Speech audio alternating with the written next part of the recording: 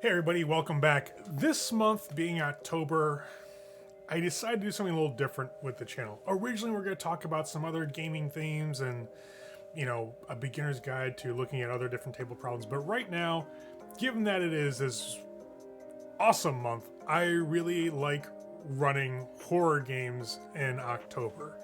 I run the gauntlet of all kinds of games that I usually run for horror games, but there are certain skills that are really useful if you're gonna sit around the table and tell a scary story. And that's beyond just picking a good story to tell. And one of those skills we're going to talk about today is how to read your table. So what is table reading?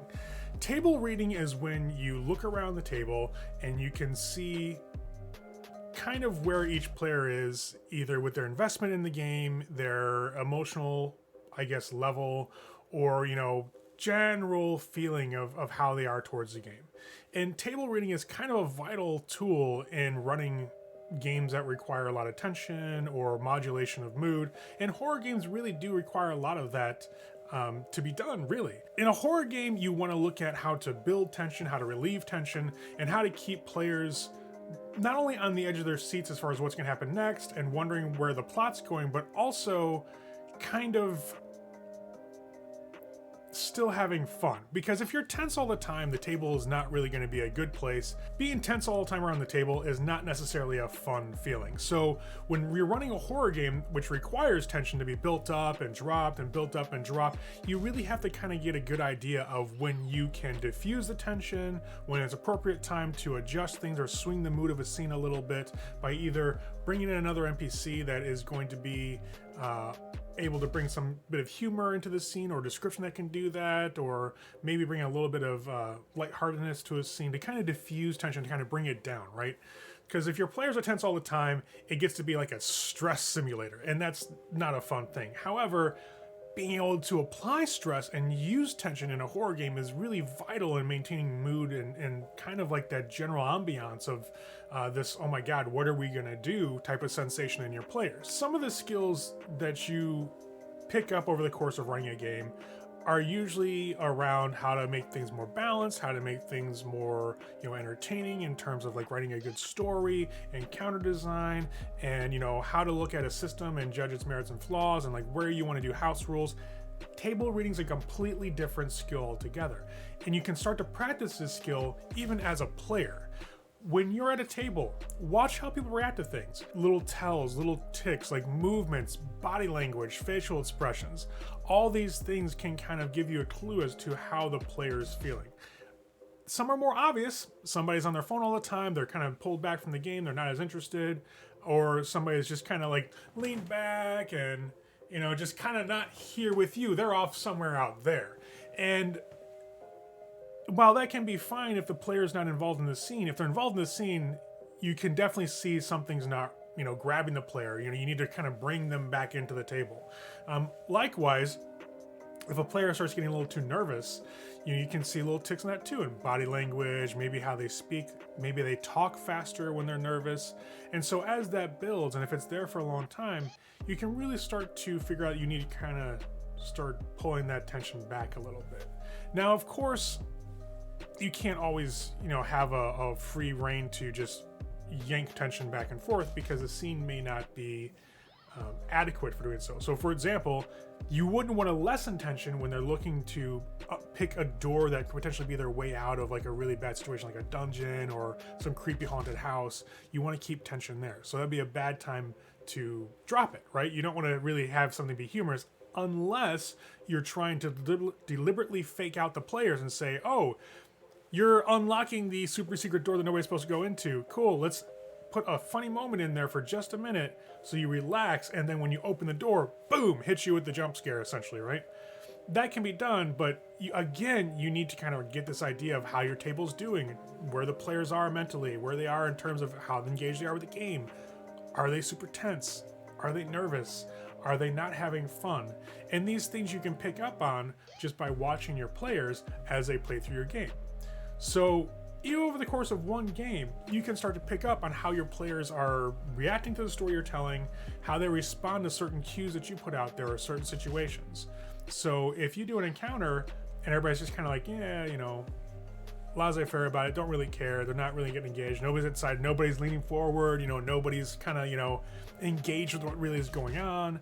That there's no tension there, there's no sense of risk, there's no worry on behalf of the players, or they just may not be having fun. It may not be kind of counter they like, but you can start picking up on these things around the table. And when you want to start running horror games for a beginner, the idea of being able to read your players and see where they are in terms of like tenseness or boredom or other sorts of emotional investment in the game or detachment, on the other side, those skills that you develop doing these things and knowing and understanding these things really come into play a lot later on when you start building these tense like accumulations of the story, or these tense moments where the bad guy appears or they just see the villain in the distance. There's that moment of worry, like, oh my god, did they see us? Are we safe? If you were doing things like horror games in particular, it's an invaluable skill to have.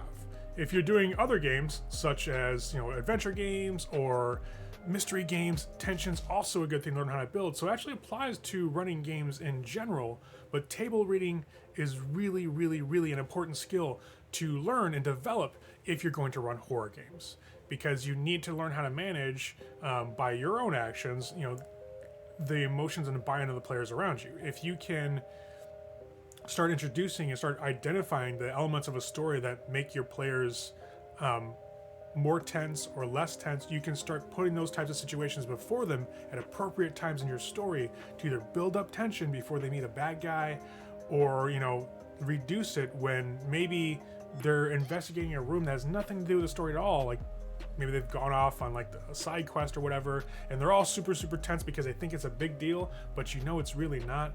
And you want to save up some of that tension, like currency, right? You want to save some of that tension up for like when the bad guy comes towards the end of the story.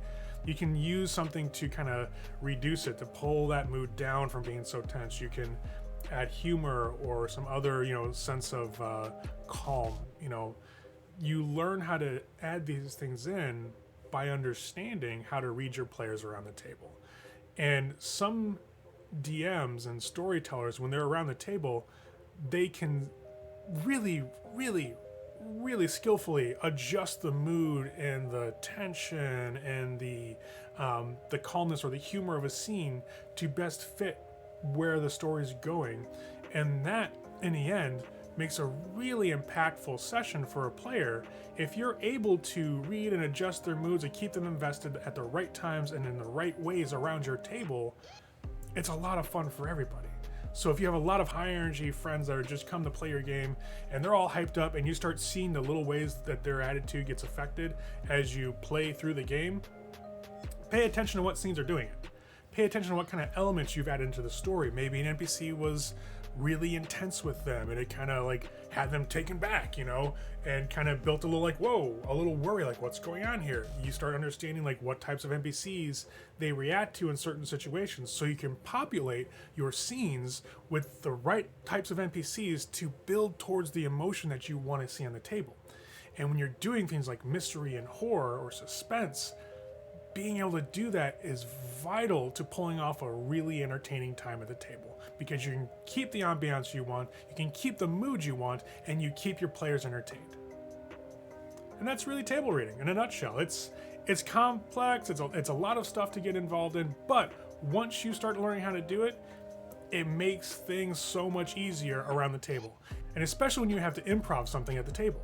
A lot of my table time is spent improving because I know I have a lot of players that kind of explore and go different places that may not be right in front of them in the story. So I have to learn how to read and go with the flow to either get them back to the story itself or to entertain their little like side quest essentially that they've developed for themselves. And you do that by learning how to read their reactions and how to put things in their path that will guide them towards kind of like that desire or the impetus that you want them to have to do certain things. So table reading is a vital skill for all types of gaming, but really, really important for doing horror and suspense.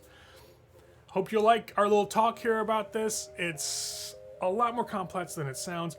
Definitely go out there and practice. Watch your players as you're running games. See what they're reacting to. See what they latch on to. See what makes them a little more tense or nervous, and see what kind of, helps them become a little more lighthearted around the table. Once you learn those things about your players, you can start to really develop scenes that engage the emotions that you want from your players when you want them for your story. And it just makes it a better experience for everybody. So that's it for this episode. Hope you guys liked it. Again, hit the like button if you liked what we talked about here. Subscribe if you want alerts. We're doing a lot of things this month about different skills that can help you run horror games. And we're going to talk later on about different systems I think are really, really good for running like one-shot horror games for like around Halloween. So definitely stay tuned. And as always, have fun, guys.